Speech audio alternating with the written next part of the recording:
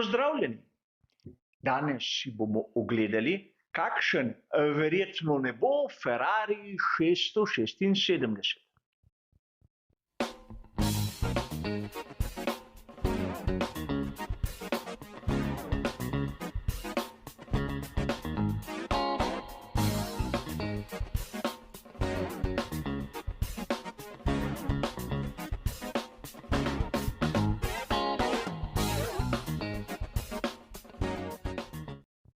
V tednih pred začetkom nove sezone svetovnega prvenstva Formule 1 razni viri objavljajo špekulacije, simulacije, predvidevanja, ki se pa pogostokrat izkažejo kot popolnoma zgrešena. In predvsem v italijanskih medijih je že nekako prišlo v navado, da razni avtorji skušajo ugotoviti, kako bo izgledal nov Ferrari. In nekateri pripravijo celo slikovno podlago. In sam pogostokrat naletim na taka predvidevanja, ki res na koncu se dokažejo mnogokrat kot popolnoma zgrešena. Letos smo lahko nekaj takega zasledili v članku, ki je bil objavljen na spletni strani italijanske revije Autosprint. In tu moram priznati, da pravzaprav se vidi, da je bila zadeva pripravljena dokaj na hitro, brez poznavanja tistih osnovnih pravil svetovnega prvenstva Formule 1. Namreč simulacija, ki naj bi prikazala, kako naj bo izgledal Ferrari 676, boste videli tudi sami, je pravzaprav izdelek, ki ni nobeni stvari podoben, še najmanj pa sodobnemu bolidu Formule 1. Imamo priložnost videti seveda tisti sprednji pogled ter bočni. A če se ustavimo za trenutek na sprednjem pogledu, lahko takoj opazimo, da avtor, ki si je zamislil tak bolid, je prednji aerodinamični stabilizator postavil izjemno visoko. Nikjer v svetovnem prvenstvu Formule 1 nismo videli takšne rešitve in kar se tiče tehničnega pravilnika, je ta med sezono 2023 in 2024 ostal nespremenjen. Verjamem, marsikdo bo sedaj dejal, kako bi pa moral izgledati, vsaj kar se tiče pozicije prednji stabilizator. Tu sem vam pripravil krajšo simulacijo, kjer se s prostim očesom lahko takoj opazi razliko.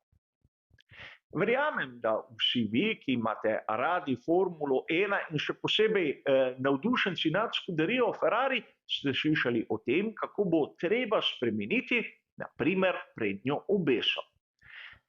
A če pogledamo na že prej omenjeni simulaciji, kako je ta izgledala lani in kako naj bi izgledala letos, vidimo, da pravzaprav kakšnih korenitih sprememb ni, čeprav jih sam pričakujem.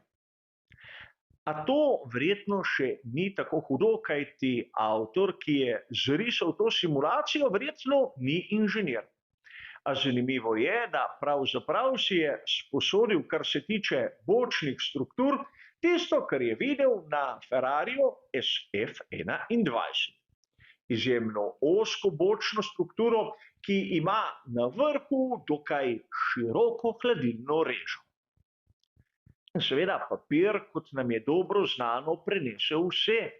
A če pogledamo na primer Red Bull RB19, vidimo, da pod režo je potrebno odstraniti kar nekaj materiala, da se zračni tok pravilno usmeri, glede na trende, ki so v veljavi bili v lanski ter predlanski sezoni. Ampak o tej, imenujemo jo malenkosti, na skici, ki jo je pripravil avtor, ni ne duha, ne sluha, kot da bi enostavno vzel rešitev iz sezone 2021 in jo prilepil na tisto, kar ne bi izgledal bolid leta 2024. Enako, kar se tiče zgornje vstopne reže, ki je kar naenkrat postala okrogla z več prekati, pravzaprav zato, ker je podobna tisti že prej citirane sezone 2021. A če pogledamo malce bočni pogled, bomo takoj ugotovili še nekaj, kar je zanimivo. Namreč po avtorjevi zamisli bo Ferrari, kakorkoli se bo že imenoval, izjemno visoko nastavljen. Nekaj, kar gre proti logiki in proti trendom, katerim smo bili priča v preteklih letih. Spomnimo se, naprimer, na veliki nagradi Združenih držav Amerike, sta bila tako Charles Leclerc kot Lewis Hamilton diskvalificirana, ker njuna bolida sta bila nastavljena dobesedno prenizko. Ampak tu seveda gre za skico, lepo vidimo, da med tisto distančno ploščo in asfaltno površino je kar nekaj svetlobe. V resnici noben bolid ne bo nastavljen tako visoko. To nam je jasno, kajti izgublja se pri talnem efektu, ampak nekdo, ki objavlja takšne simulacije glede bolidov Formule 1, bi moral osnove poznati, preden se loti risanja. A verjamem, da najbolj enostavno je vzeti neko skico, napraviti kolaž in to servirati publiki, ki bo vsa vesela, da bo videla, kako bo izgledal nov Ferrari, pa čeprav še zdaleč ne bo tak. In rad bi vas spomnil, da pravzaprav se govori že kar nekaj časa, da je Red Bull postavil določene trende. Torej, lahko si predstavljamo, da pravzaprav bodo vsi bolidi več ali manj podobni tistemu, kar smo videli na Red Bullu RB19. No, to, kar vidimo v bočnem posnetku, je vse prej kot Red Bull RB19. Gre za nek kolaž, za nekega Frankensteinovega monstruma, ki ni podoben nobeni stvari. In tu je treba poudariti, da pravzaprav nekateri novinarji želijo biti na vse kriplje izvirni, a čeprav so daleč od resničnosti. Najbolj enostavno bi bilo vzeti podobo Red Bulla RB19, ga obarvati v rdeče in predstaviti kot mogoče bodočega Ferrarija sezone 2024. Verjamem, da rezultati bi bili bistveno bliže resničnosti kot to, kar nam je dano videti nam navdušencem. Seveda, gre za simulacije, gre za neko zamisel, ki jo je imel avtor, ampak vseeno, če se loti tako smelega projekta, mora biti le-ta skladen s tistim, kar bo lahko približno tudi realna formula, ne pa nekaj, kar naprimer na prednjem vpetju nima niti tistih pravih kotov, kar se tiče pnevmatik. Malenkosti, ki nam pa povedo mnogo o tem, koliko truda in koliko znanja je bilo vloženo v tak projekt. A vem, pogostokrat sem preveč zahteven in nekateri bodo dejali tudi preveč tečen.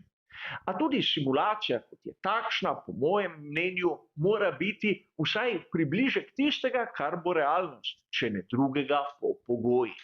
To, kar lahko vidimo v takšni in podobnih revijah, le neke vrste zmazek, ki pravzaprav samo zavaja javnost.